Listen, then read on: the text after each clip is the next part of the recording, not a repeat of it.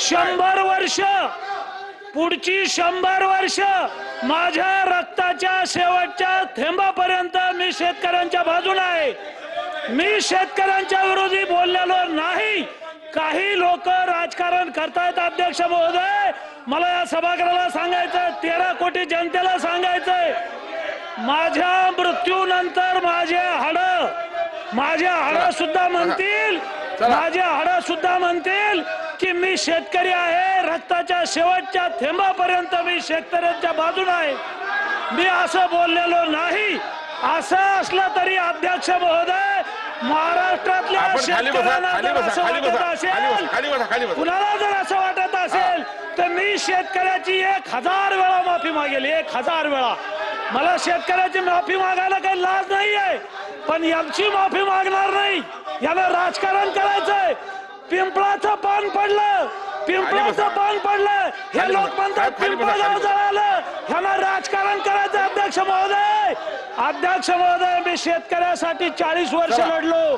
25 वर्ष शेतकऱ्याने मला निवडून दिलेलं आहे। 293 वरती चर्चा सुरू करूया। आपलं म्हणणं सांगितलं लोणीकर साहेब, आपण आपलं म्हणणं मांडलं। या ठिकाणी आता मंत्री महोदय, एक मिनिट मंत्री महोदय, अध्यक्ष महोदय, बोला। सन्माननीय अध्यक्ष महोदय, या सभागृहाचे एक ज्येष्ठ सदस्य सन्माननीय बबनराव लोणीकर याने ऐका ना, सरकारची भूमिका ऐका। आपण सरकारची भूमिका आपण आदित्य साहेब खाली बसा। माननीय विरोधी पक्षाच्या सदस्यांना माझी विनंती आहे, आपण सरकारची भूमिका देखील समजावून घ्या। या ठिकाणी जे वर्तमानपत्रातनं समाज माध्यमांमधनं या सदनाचे सदस्य सन्माननीय बबनराव लोणीकर साहेबांच्या बद्दलचं वक्तव्य आलं, जे दूरदृश्य किंवा टीव्हीच्या चॅनेलच्या माध्यमातून सगळ्यांनी या ठिकाणी पाहिलं। आज त्यांनी या ठिकाणी त्याच्या बाबतीत त्याचा या ठिकाणी त्यांनी व्यक्तिगत सदस्य या सदनाचे म्हणून त्यांनी खुलासा केला की ऐका बसून बोलू नका, सागर साहेब बसून बोलू नका। त्यांनी या ठिकाणी स्पष्ट सांगितलं की माझ्या मृत्यूनंतर माझ्या हाडांमध्ये सुद्धा शेतकऱ्यांचं या ठिकाणी नाव असलं जाईल। म्हणजे जो माणूस एवढ्या पोटतिडकीनं बोलतो आणि त्यांनी एवढंही सांगितलं की जर अशा पद्धतीच्या माझ्या बोलण्यामुळे काही लोकांच्या भावना दुखावल्या असतील तर ते म्हणले ना की अशा तुम्ही रेकॉर्ड काढा, तर मी शेतकऱ्यांची एकदा नाही 100 वेळा माफी मागतो। ते बोलले स्वतः। पण बसा, आपण पुढे जाऊया। हे त्यांनी मागितली ना, तुम्ही ऐकलं नाही, रेकॉर्डवर आहे। रेकॉर्डवर आहे। खाली बसा।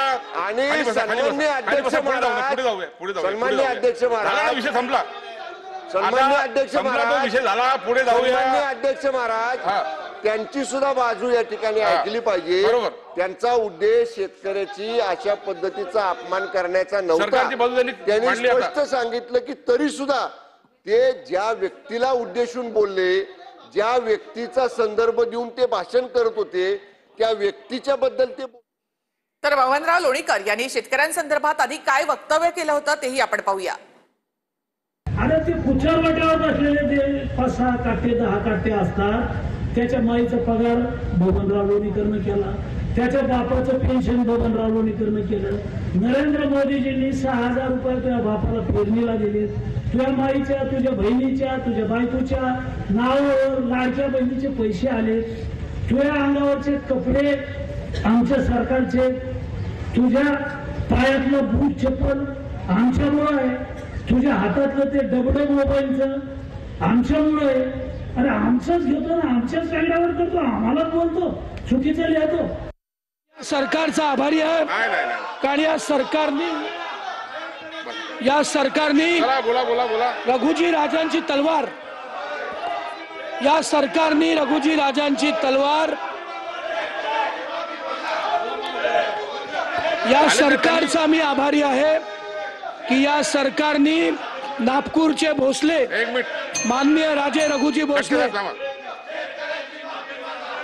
काय देशाच्या सैन्यावर या देशाच्या ऑपरेशन सिंदूरवर ज्या पद्धतीने शंका करतात, हे देशद्रोहीचे आरोपी आहेत, देशद्रोहीचे आरोपी आहेत. हे काय म्हणतात? हे देशद्रोही आहेत.